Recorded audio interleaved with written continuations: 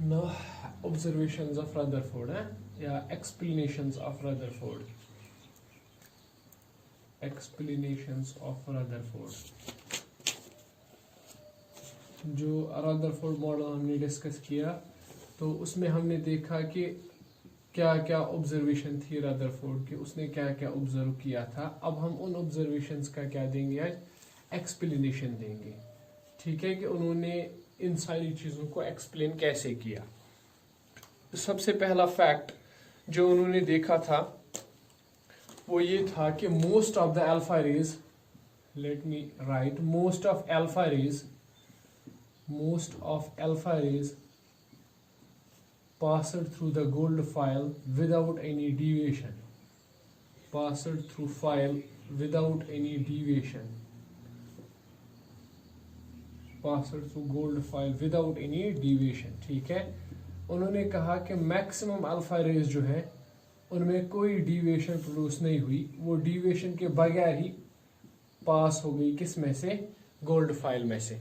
ठीक है, तो ऐसा क्यों हुआ? उन्होंने कहा ऐसा इसलिए हो गया होगा क्योंकि एटम के अंदर पॉजिटिव चार्ज बिखरा हुआ नहीं है। ठीक है, देखो अगर एटम के अंदर पॉजिटिव चार्ज बिखरा हुआ होता, मान लो ये एटम है और पॉजिटिव चार्ज मान लो सारी जगह पर इस तरह से बिखरा हुआ होता, पॉजिटिव चार्ज यूनिफॉर्मली डिस्ट्रीब्यूटेड होता, जैसे कि थॉमसन ने कहा था कि पॉजिटिव चार्ज यूनिफॉर्मली डिस्ट्रीब्यूटेड होता है, तो अल्फा रेज किस तरह से आती, अल्फा रेज यहां से आती इस तरह से, और वो अल्फा रेज फिर अपने पास को चेंज करके ऐसे चली जाती। ठीक है, इस तरह से कोई अल्फा रे आती और वो अपने पास को चेंज करके यहां से चली जाती। ठीक है, अगर ये जो एटम है, if atom was uniformly charged, अगर एटम में क्या होता, यूनिफॉर्म चार्ज होता, हर जगह पर पॉजिटिव चार्ज बिखरा हुआ होता, तो कोई भी अल्फा पार्टिकल इस एटम के बीच में से गुजर नहीं सकता है। ठीक है कि नहीं, है ना ठीक। तो इन्होंने सबसे पहले कहा चूंकि बहुत सारी अल्फा रेज एटम के बीच में से निकल गई, ठीक है कि नहीं, इसका मतलब ये है कि एटम जो है वो पूरा का पूरा जो है ना उसमें पॉजिटिव चार्ज बिखरा हुआ नहीं है। ठीक है, most of the space inside the atom is vacant. ठीक है कि नहीं, है ना। इट इज बिकॉज, इन्होंने कहा इट इज बिकॉज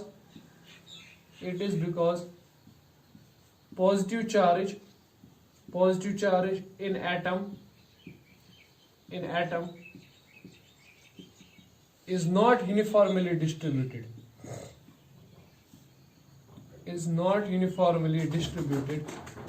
okay। इन्होंने कहा rather the atom is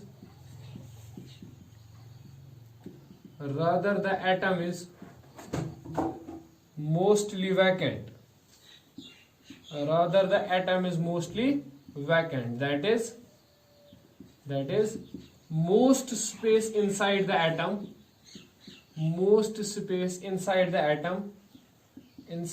atom contains no charge। ठीक है, जो एटम है ना, एटम के अंदर कोई चार्ज, बहुत सारी जगह एटम के अंदर ऐसी होती है जो बिल्कुल खाली होती है। ठीक है कि नहीं, है ना ठीक। तो ये नो यूनिफॉर्म चार्ज, इन्होंने कहा कि एटम के अंदर कोई यूनिफॉर्म चार्ज नहीं होता है, बल्कि क्या होता है, अगर ये एटम है तो एटम के अंदर बहुत सारी जगह ऐसी है जो बिल्कुल क्या है, खाली है, वहां पर कोई चार्ज नहीं रखा गया है। बिल्कुल इस तरह से एटम के अंदर बहुत सारी स्पेस, बहुत सारी जगह ऐसी है जो क्या है, बिल्कुल खाली है, इट कंटेन्स नो चार्ज। ठीक है, तो अगर हम परसेंटेज वैकेंट स्पेस देखें, परसेंटेज वैकेंट स्पेस, मिसाल के तौर पर अगर रदरफोर्ड ने 8000 अल्फा रेज भेजी थी, 8000 रेज, तो 8000 रेज में कम से कम 7500 से ऊपर रेज नो डिविएशन में पास होगी। ठीक है, अगर उन्होंने 8000 रेज भेजी थी तो ऑलमोस्ट 7500 रेज जो ऐसी थी उनमें डिविएशन वगैरह प्रोड्यूस नहीं हुई थी। इस हिसाब से आप अंदाजा लगा लो कि एटम के अंदर कितनी खाली जगह है। ठीक है, सो एटम के अंदर ऑलमोस्ट 99% स्पेस जो है ना वो क्या है, वैकेंट है। ठीक है कि नहीं, उस स्पेस के अंदर ना तो कोई पॉजिटिव चार्ज है और ना ही उस स्पेस के अंदर कोई नेगेटिव चार्ज है। ठीक है कि नहीं, तो ये कहना कि एटम जो है यूनिफॉर्मली चार्ज्ड है, ये बेसिकली एक रॉन्ग एजम्पशन थी। ठीक है, ये थॉमसन ने गलत कहा था कि एटम पूरा का पूरा यूनिफॉर्मली पॉजिटिवली चार्ज्ड होता है, ऐसा कुछ होता नहीं है। ठीक है, दूसरी चीज क्या थी दूसरी observation? Some of alpha rays, कुछ अल्फा रेज ऐसी थी विच फेस्ड डिविएशंस, कुछ अल्फा रेज ऐसी थी विच फेस्ड डिविएशंस, उनमें क्या हो गई? डिविएशन हो गई थ्रू स्मॉल एंगल्स, छोटे छोटे एंगल्स के अकॉर्डिंग में उनमें क्या हो गई? डिविएशन, उनका पाथ चेंज हो गया। ठीक है, अब अल्फा रे का पाथ कब चेंज हो सकता है? यहाँ पे देखो, अल्फा रे का पाथ तभी चेंज हो सकता है जब बीच में कोई पॉजिटिव चार्ज सेंटर इसे दिख जाए, पॉजिटिवली चार्ज स्पेस इसको दिख जाए। जब कोई पॉजिटिव चार्ज बीच में आ जाएगा तभी क्या हो जाएगा? ये अपना पाथ चेंज करेगी। ठीक है, तो चूंकि कुछ अल्फा रेज डिवेट भी हो गई, तो इसका मतलब ये है कि एटम के अंदर किसी न किसी जगह पर पॉजिटिव चार्ज भी है, लेकिन वो पॉजिटिव चार्ज बहुत कम है, क्योंकि सारी रेज डिवेट नहीं हुई, बहुत ही कम अल्फा रेज डिवेट हो गई। तो इसका मतलब यह है कि अगर इस तरह से एटम है तो मैक्सिमम स्पेस एटम के अंदर वैकेंट है। ठीक है, और बहुत कम स्पेस एटम के अंदर जो है that is charge. Let us call ये स्पेस है, ठीक है, इट इज चार्ज। ये बहुत कम स्पेस है एटम के अंदर, it is charge. Most of the alpha rays तो पास हो गई without any deviation, these are the rays जो पास हो गई without any deviation, these are the rays without any deviation. ठीक है, अब ये रेज जो न्यूक्लियस के बिल्कुल पास से गुजरी, ये वाली रेज जो न्यूक्लियस के बिल्कुल पास से गुजरी, ये बहुत कम रेज थी, इन्होंने दिखाई deviation, they showed deviation, otherwise maximum pass है ना, दे शोड डिविएशन। जो अल्फा रे बिल्कुल न्यूक्लियस के पास से गुजरी उसके अंदर डिविएशन आ गई। ठीक है कि नहीं? Through small angles. So some of the alpha rays which faced deviations through the small angles must have passed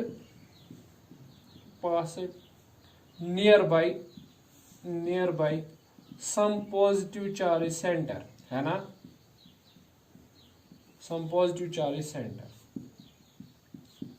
ठीक है ना? इस तरह से कुछ अल्फा रेज ऐसी थी जो डिविएशन हो गई, उनकी थोड़ी बहुत डिविएशन हो गई।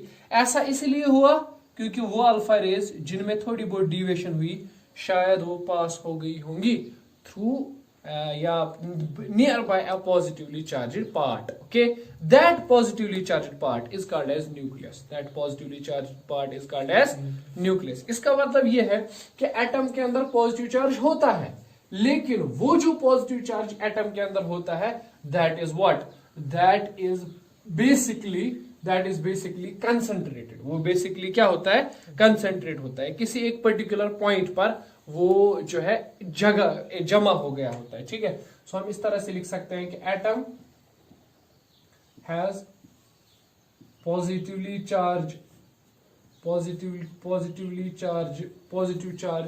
Charge centre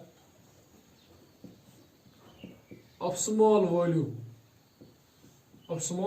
volume. इसे कैसे पता चला कि ये पॉजिटिव चार्ज बहुत कम जगह पर है? क्योंकि ऐसी रेज बहुत कम थी जिनमें डिविएशन प्रोड्यूस हुई। ठीक है कि नहीं? है ना? So atom has positively charge centre of small volume called as, इसने इस पॉजिटिवली चार्ज वॉल्यूम को रदरफोर्ड साहब ने नाम दिया nucleus.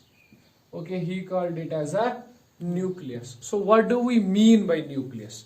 We mean a positively charged center। okay, we mean a small volume। nucleus से हमारा मतलब क्या है? a small volume containing positive charge, a small volume containing positive charge। एक small volume जिसके अंदर क्या है? कोई पॉजिटिव चार्ज जमा है। ठीक है कि नहीं? अब न्यूक्लियस का वॉल्यूम बहुत छोटा होता है। ऑल्दो रदरफोर्ड के एक्सपेरिमेंट्स में हमें ये एविडेंस मिलती है कि न्यूक्लियस का साइज कितना है। ठीक है, रदरफोर्ड ने न्यूक्लियस का साइज तक कैलकुलेट किया था। उन्होंने साइज ऑफ न्यूक्लियस कैलकुलेट किया। Size of nucleus comes out to be 1.2 fermi metre almost. ठीक है, it means it's very small. We can say it is 1.2 into 10 to the power minus 15 metre. It's really very small. Okay, so nucleus का size जो होता है ना, इसका size काफी छोटा होता है। ठीक है, it has high charge density। इसके अंदर जो चार्ज डेंसिटी होती है ना काफी ज्यादा होती है। ठीक है, चार्ज डेंसिटी काफी ज्यादा होती है। ठीक है, दैट इज अगर चेक किया जाए तो रदरफोर्ड की कैलकुलेशंस के अकॉर्डिंग 10 पावर 17 kg पर मीटर क्यूब, ठीक है, ये इसकी डेंसिटी है, ठीक है कि नहीं, है ना। दिस इज मोर देन अर्थ, ये डेंसिटी अर्थ की डेंसिटी से कई टाइम ज्यादा है, ठीक है। तो ये देखा गया कि ये जो पॉजिटिवली चार्ज पार्ट होता है it's very small in size, ठीक है, और लेकिन इसके अंदर जो पॉजिटिव चार्ज है वो काफी सारा है, ठीक है। और ये भी कहा गया कि mass of the atom, mass of atom lies at nucleus, ठीक है। जो पूरा का पूरा मास होता है ना एटम का, वो पूरा का पूरा कहां पर कंसंट्रेटेड होता है, वो न्यूक्लियस के अंदर प्रेजेंट होता है। मींस कि न्यूक्लियस जो है ना that is massive, okay, nucleus जो है दैट इज मैसिव, न्यूक्लियस का सबसे ज्यादा मास होता है। एटम का असल में सारा का सारा मास न्यूक्लियस के पास ही होता है, ठीक है, सारे के सारे पार्टिकल्स। तो nucleus is a massive particle, nucleus is a massive thing, okay. तो ये इंपॉर्टेंट इन्वेंशन इस मतलब पूरे एक्सपेरिमेंट में बन जाती है, ठीक है। तीसरी और इंपॉर्टेंट जो है वो ऑब्जर्वेशन, उन्होंने देखा कि कुछ अल्फा रेज ऐसी है जिनको ऐसे न्यूक्लियस के ऐसे पास करो तो वो बिल्कुल इस तरह से वापस आ जाती है, ठीक है। Some of the alpha rays when they retraced their path, okay, they retraced their path. ऐसा इसलिए होगा क्योंकि इसने कहा ऐसा इसलिए होगा क्योंकि शायद वो अल्फा रेज पास हो गई होगी कहां से, they were travelling straight towards the nucleus, शायद वो न्यूक्लियस की तरफ स्ट्रेट ट्रैवल कर रही होंगी और न्यूक्लियस से काफी ज्यादा रिपल्शन फेस करने के बाद they were coming back, okay, right. So इसका मतलब ये है, इस तरह से देखो, very few rays retraced their path, retraced their path. It is because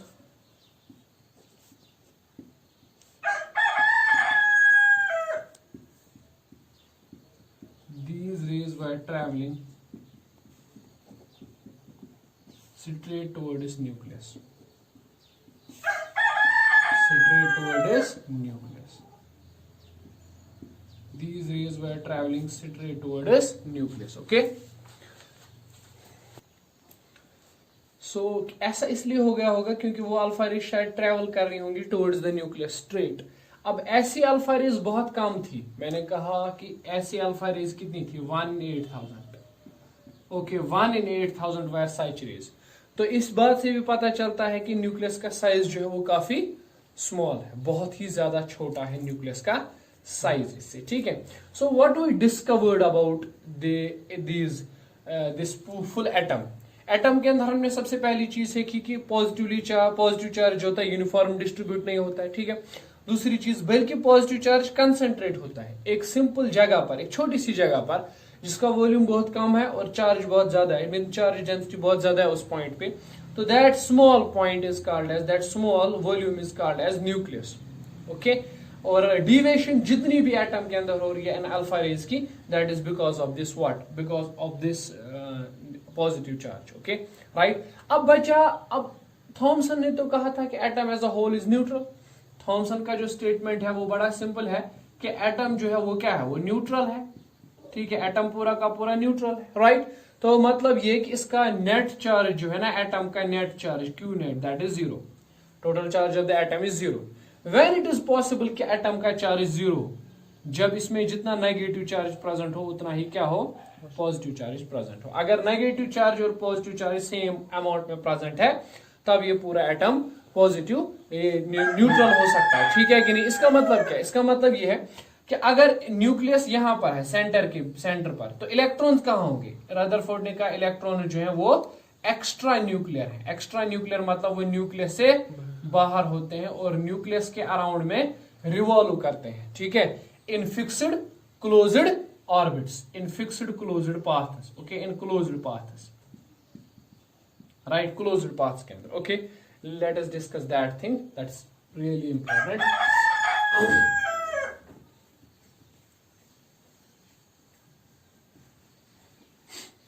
देखो क्या, अब यहाँ पे ये चीज इंपॉर्टेंट बनती है, वो ये है कि सो रदरफोर्ड ये पूरा एक्सपेरिमेंट वगैरह जो है इट्स क्लियर नाउ कि क्या हो रहा था एक्चुअल में। इस तरह से देख सकते हैं हम लोग, अगर देखा जाए तो मैक्सिमम रेज में डिविएशन कहां से आ रही थी, it was they were passing undivided. Okay, so Rutherford atom, अगर हम रदरफोर्ड मॉडल अगर हम प्रिस्क्राइब करें कि रदरफोर्ड ने क्या मॉडल दिया था, उनके हिसाब से फिर एटम कैसा दिखता था। तो पहली ऑब्जर्वेशन, पहली चीज ये कि उन्होंने कहा कि most space inside the atom is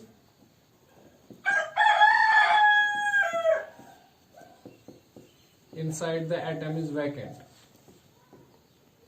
that is mass as well as charge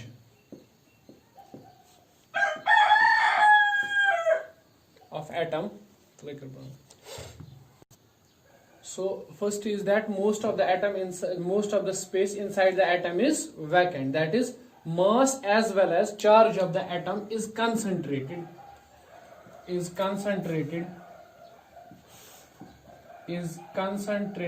at a point called as nucleus।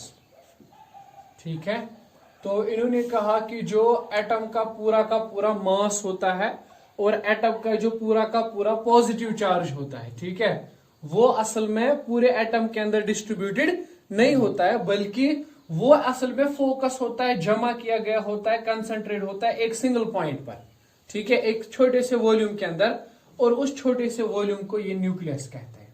ठीक है, तो अब याद रखना कि the discovery of neutron was first carried out by what, Rutherford. Okay, the credit goes to Rutherford basically. ठीक है, अब दूसरी बात, जो इलेक्ट्रॉन्स होते हैं, ठीक है, जो इलेक्ट्रॉन्स होते हैं वो कहां होते हैं? उन्होंने कहा इलेक्ट्रॉन जो होते हैं ना, वो रिवॉल्व करते हैं अराउंड द न्यूक्लियस। इस तरह से इलेक्ट्रॉन रिवॉल्व करते हैं around the nucleus.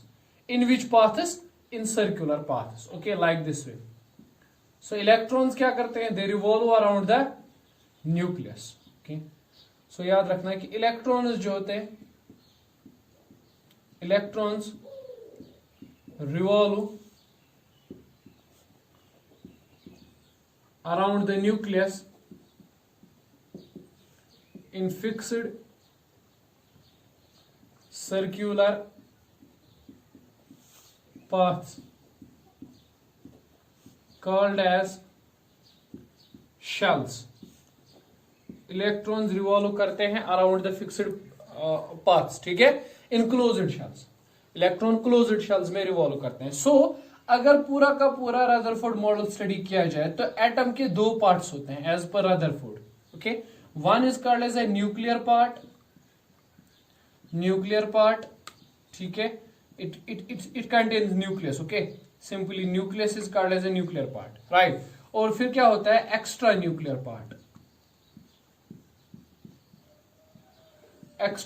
Part. So what's extra nuclear part? ठीक है, इलेक्ट्रॉन्स रिवॉल्विंग अराउंड न्यूक्लियस। ठीक है, तो दो चीजें होती हैं एटम के अंदर, एक होता है उसका न्यूक्लियर पार्ट और दूसरा होता है उसका extra nuclear part. Nuclear part का मतलब यह है कि न्यूक्लियस, ठीक है, जहां पर पूरे एटम का पूरा मास कंसंट्रेटेड है उस पॉइंट पर, राइट। इस तरह से extra nuclear part means electrons which revolve around the nucleus in fixed circular orbits, right, circular orbits में जो रिवॉल्व करते हैं अराउंड द न्यूक्लियस। ठीक है, तो रदरफोर्ड के हिसाब से एटम कुछ ऐसा दिखता है, राइट। इसने रदरफोर्ड साहब ने हमें कंपैरिजन करके भी दिया। जस्ट उन्होंने कहा just as planets revolve around sun, जैसे प्लैनेट्स रिवॉल्व करते हैं around sun, electrons also revolve around nucleus. ठीक है, इलेक्ट्रॉन्स भी न्यूक्लियस के अराउंड में इसी तरह से मोशन करते हैं जैसे कि प्लैनेटरी मोशन होती है। ठीक है, उन्होंने कहा ये मोशंस ऑलमोस्ट सेम टाइप की मोशंस होती हैं, they are similar type of motions. Okay, अब एक इंपॉर्टेंट पॉइंट ये है कि किसी भी मोशन को कैरी आउट करने के लिए, पर्टिकुलरली सर्कुलर मोशन को कैरी आउट करने के लिए हमें सेंट्रीपिटल फोर्स की जरूरत पड़ती है। ठीक है, तो ये सेंट्रीपिटल फोर्स कहां से आता है? अगर यहां पे इस तरह से न्यूक्लियस है, and suppose there is an electron which is revolving around the nucleus like this way. Say for example radius of the path is r and इसकी जो velocity है let me assume that is v. Okay, this is the electron, right? Electron तो minus e charge है. तो क्या होगा? This positively charged center nucleus will exert a force of attraction on the electron. Okay, ये होगा वो force of attraction Fc. Let me write it as Fc. It is centripetal force. Okay, now हम यहाँ पे क्या mention कर सकते हैं कि जो centripetal force है वो कहाँ से आ रहा है? सेंट्रिपिटल फोर्स जो है यहाँ पे वो आ रहा है इलेक्ट्रोस्टैटिक अट्रैक्शन से. ठीक है, जो इलेक्ट्रोस्टैटिक अट्रैक्शन जो होती है किस किस के बीच में? न्यूक्लियस और इलेक्ट्रॉन के बीच में जो ये फोर्स होता है चार्जेस की वजह से, वही फोर्स यहाँ पर काम करता है सेंट्रिपिटल फोर्स का. तो centripetal force you know it is mv²/r. This electrostatic force is 1/4π epsilon naught. पहले वाले का चार्ज कितना है? E है ना. ठीक, दूसरे वाले का चार्ज कितना है? इसका चार्ज है Z times E. Z means इसमें कितने प्रोटॉन्स हैं? Z times E. Charge Z times E divide by r² है ना. ठीक, the electrostatic force is given by 1/4π epsilon naught Q1 Q2 by r². Okay, so you can say it is mv²/r, that is ZE² by 4π epsilon naught r². Okay, r and r will go, so it will be mv², that is ZE² by 4π epsilon naught r. Is that clear? ठीक है. Okay, I can take 1/2 on both sides. If I take 1/2, it is 1/2 of mv² is ZE² by half. यहाँ से भी लेंगे तो ये बनेगा ना 8π epsilon naught r है ना. But this half of mv² is nothing but it is kinetic energy of electron. ठीक है, सो इलेक्ट्रॉन की जो काइनेटिक एनर्जी है दैट इज दिस वन है ना. ठीक, that is ZE² by 8π epsilon naught r है ना. ये काइनेटिक एनर्जी है किसकी? एक इलेक्ट्रॉन की, राइट. सिमिलरली हम इस इलेक्ट्रॉन के लिए पोटेंशियल एनर्जी भी निकाल सकते हैं. ठीक है, पोटेंशियल एनर्जी निकाल सकते हैं. देखो कैसे. Potential energy is given by 1/4π epsilon naught. Keep the things in mind कि अगर यहां पर एक चार्ज है पॉजिटिव चार्ज Q1, यहां पर पॉजिटिव चार्ज है Q2, दोनों के बीच में डिस्टेंस है r, तो इस सिस्टम की पोटेंशियल एनर्जी होती है 1/4π epsilon naught. This is a constant. Okay, and Q1 Q2 by r. ठीक है, you will read about this Q1 Q2 by r, right. So यहां पर भी होगा, ये भी दो चार्जेस है, एक ये एक ही. ठीक है, न्यूक्लियस और electron.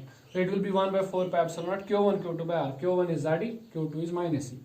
So ZE into minus E divided by r. Okay, so potential energy is nothing but it is minus ZE² by 4π epsilon naught r. This is the potential energy.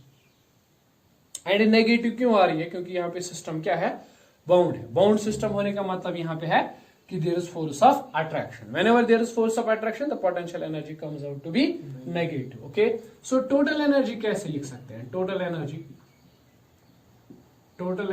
E can be written as kinetic energy plus potential energy है ना. So kinetic energy will be, it is ZE² by 8π epsilon naught r. फिर plus, असल में plus था लेकिन ये minus है, तो ZE² by 4π epsilon naught r. Okay, which thing we can take common? We can take ZE² by 4π epsilon naught r as a common factor है ना. तो बचेगा क्या? पहली वाली में अगर आप देखोगे 1/2 बचेगा, दूसरे में 1 बचेगा. ठीक है, तो it will be minus 1/2 minus 1, that's again minus 1/2, that's minus ZE² by 8π epsilon naught r. This is the total energy. Okay, ठीक. Negative energy signifies boundness of system. Negative energy signifies system is bound. System is bound. ठीक है कि नहीं? मैं इस चीज का मतलब आपको बोल देता हूं. इसका मतलब यह है कि इतनी एनर्जी है इस पूरे सिस्टम के अंदर जिसकी वजह से इस इलेक्ट्रॉन की, जिसकी वजह से इलेक्ट्रॉन बाउंड है. मीन्स अगर फॉर एग्जाम्पल ये 20 किलो जूल है, ठीक है, this is the -20 kilo joule. It means that कि अगर आप इतनी एनर्जी इस इलेक्ट्रॉन को सप्लाई करोगे तो ये फ्री हो जाएगा. ठीक है कि नहीं? सो कितनी एनर्जी आप सप्लाई करोगे, दैट्स आयोनाइजेशन एनर्जी. तो ionisation energy is plus this thing. Z square by 8 pi epsilon naught R. Okay, this is the positive energy जो आपको सप्लाई करनी पड़ेगी in order to take the electron out. Okay, so इसका मतलब यह है कि this energy bind is the electron. ये एनर्जी इलेक्ट्रॉन को क्या करती है, बाइंड करती है. इतनी सप्लाई करोगे तो वो बाहर निकल के आ जाएगा. राइट, ठीक है कि नहीं, है ना. ठीक. So this was the calculations of Rutherford about the energy, predictions of Rutherford about the energy of the electron. Okay, so यहां पर देख सकते हैं काइनेटिक एनर्जी वो ये है कि इनवर्सली प्रोपोर्शनल टू आर. जब आर बढ़ेगा, न्यूक्लियस से दूर दूर जाएंगे तो काइनेटिक एनर्जी कम हो जाएगी. Okay, is that clear? This things are simple actually, they are simple in their senses. Okay, right. Okay, there are one more parameter which is measured by Rutherford, and that's very important. That's called as an impact parameter. What do we mean by impact parameter? देखो क्या, अगर इस तरह से यहाँ पे nucleus है तो अभी मैंने आपसे कहा कि कुछ ऐसे भी पार्टिकल्स हैं जो सीधा ट्रेवल करते हैं टुवर्ड्स द न्यूक्लियस. इस तरह से बराबर वो न्यूक्लियस की तरफ ट्रेवल करते हैं. अच्छा, जैसे जैसे वो न्यूक्लियस की तरफ बढ़ते हैं, व्हाट हैपन्स, रिपल्शन इंक्रीजेस, है ना, क्योंकि उनका भी पॉजिटिव चार्ज है और न्यूक्लियस का भी पॉजिटिव चार्ज है, तो रिपल्शन इंक्रीजेस. और कुछ टाइम के बाद जब वो न्यूक्लियस के काफी करीब पहुंच जाते हैं तो वो वापस आ जाते हैं. ठीक है कि नहीं, they come back. Okay, if this is the distance, this distance is suppose d, so it is called as d is called as distance of closest approach. It is called as distance of closest approach. इस distance को distance of closest approach कहा जाता है. ठीक है, right? इसको आप बहुत आसानी से आराम से निकाल सकते हैं. ठीक है, so what can I write? I can write the distance between nucleus and alpha particle, nucleus and alpha particle. ठीक है, from where it retraces its path, जहां पे ये अपना पाथ क्या करता है, रिट्रेस करता है. ठीक, is distance of closest approach. उसी डिस्टेंस को क्या बोलते हैं, distance of closest approach. That is called as distance of closest approach, right? जो डिस्टेंस न्यूक्लियस और अल्फा पार्टिकल के बीच में रहती है जब ये क्या करता है, अपना पाथ वापस अटेन कर लेता है, वापस आ जाता है अपने पाथ पे. ठीक है, यानी रिटर्न करता है, तो that is called as a distance of closest approach. ठीक. अच्छा, जब ये अल्फा पार्टिकल न्यूक्लियस की तरफ ट्रेवल करता है तो न्यूक्लियस की तरफ ट्रेवल करते हुए इसकी काइनेटिक एनर्जी होती है, that is half of mv square. ये होती है ना इसकी काइनेटिक एनर्जी. लेकिन जैसे जैसे ये न्यूक्लियस की तरफ बढ़ता है, व्हाट हैपन्स, जैसे जैसे ये न्यूक्लियस की तरफ अप्रोच करता है तो क्या होता है, न्यूक्लियस से इसको रिपल्शन मिलती है और उस रिपल्शन से इस काइनेटिक एनर्जी कम हो जाती है, ये स्लो डाउन हो जाता है. ठीक है, तो याद रखना, as it approaches nucleus, its velocity decreases. Its velocity decreases, and at d, जब डिस्टेंस d हो जाती है तो काइनेटिक एनर्जी सारी की सारी खत्म हो जाती है और वो कन्वर्ट हो जाती है किसमें, पोटेंशियल एनर्जी में. ठीक है, सो काइनेटिक एनर्जी क्या है, half of mv square. And what is potential energy? Potential energy अगर आप देखोगे, पोटेंशियल एनर्जी होगी 1/4 पाई एप्सिलॉन नॉट. इस अल्फा पार्टिकल का चार्ज आपको पता है, alpha particle is twice E, it's positively charge, है ना, 2e. ठीक, डबल चार्ज. और न्यूक्लियस का होता है z times e divide bye दोनों के बीच में डिस्टेंस है d स्क्वायर, है ना. तो you can say half of mv square is nothing but it is 2ze square by 4 pi epsilon not d square. तो आप d निकाल सकते हैं. ठीक है, d square is nothing but it is okay d square, that is 2ze square by 4 pi epsilon not, और ये यहाँ ले जा सकते हैं, दैट इज 2 यहाँ पे जाएगा एंड देन डिवाइड में mv स्क्वायर. ओके, d यहाँ से ऐसे लगा सकते हैं पावर. तो this is the distance of closest approach. Okay, is that clear? This is the distance of closest approach, right? So this is very important.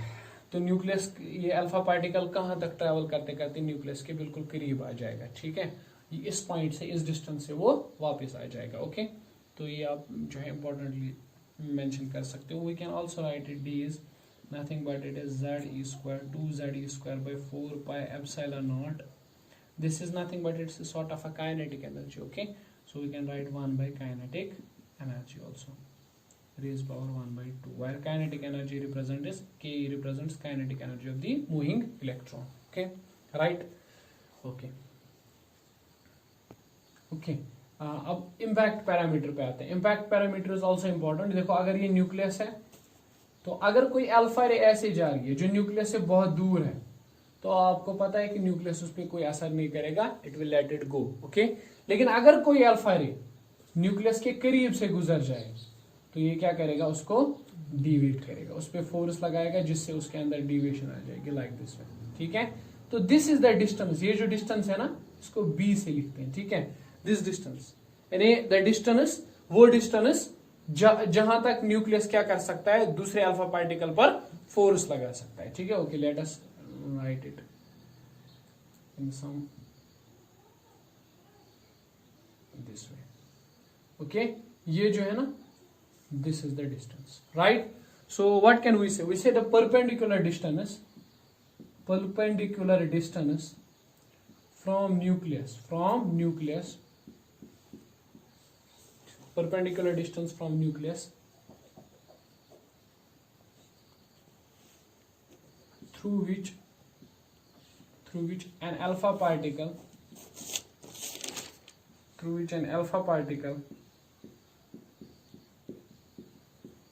deviates from its path. Okay, from its path is called as impact parameter. है ना, मतलब nucleus के surround में क्या distance है जहां तक वो क्या कर सकता है, दूसरे पार्टिकल्स को डिवेट कर सकता है, उसको बोलते हैं impact parameter. Okay, and impact parameter के लिए रदरफोर्ड ने एक फॉर्मूला भी निकाली है, we don't need to derive that is b is z square by 4 pi epsilon naught kinetic energy, and then we have, if this angle is theta, okay, then we have cot theta over 2. Okay, this is the impact parameter. It was calculated by Rutherford. ठीक है, impact parameter, right. This thing is impact parameter. Okay, तो impact parameter क्या है, distance up to which nucleus can change the path of alpha particles. Okay, मतलब वो distance, इस distance में अगर कोई पार्टिकल अल्फा न्यूक्लियस के पास से गुजरे तो वो डिवेट हो जाता है. ठीक है, and then another thing is also, देखो यहाँ पे एक चीज है that's important, number of alpha particles per unit area striking the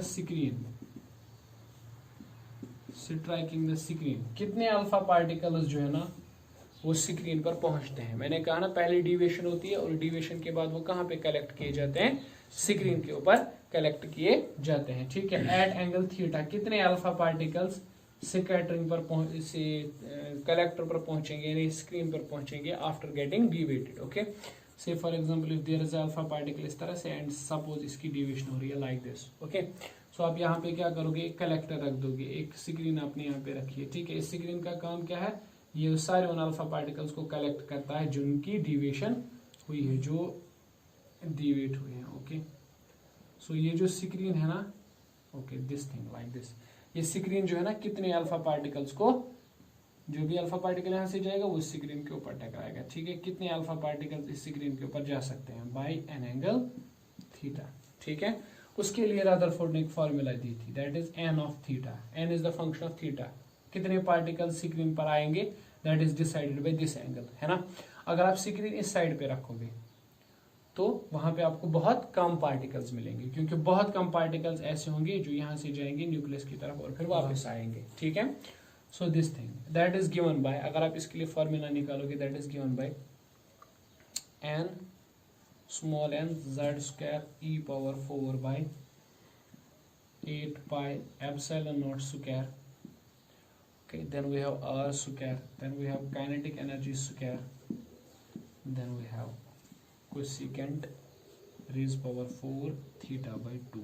This is it's a complicated formula. Okay, एक लंबी चौड़ी फॉर्मूला दी गई है. ठीक है, तो it's simple, I think there is nothing जो कंफ्यूज कर सके यहाँ पे, इट्स सिंपल। ओके, सो अब देखोगे इस तरह से कि अगर यहाँ से हम एन ऑफ थीटा डाल दें, नंबर ऑफ पार्टिकल्स जो यहाँ पे कलेक्ट किए जा रहे हैं, ठीक है, और यहाँ से थीटा देखें, तो आपने जैसे अभी कहा कि सबसे कम पार्टिकल्स कब कलेक्ट किए जाएंगे, जब यहाँ पे होगा, बैक पे रखा जाएगा, मीन्स जब 180 डिग्री वो टर्न करेंगे, ठीक है। तो ऐसे पार्टिकल्स बहुत कम होंगे, अगर ये 180 डिग्री है तो ऐसे पार्टिकल्स बहुत कम होंगे, ठीक है।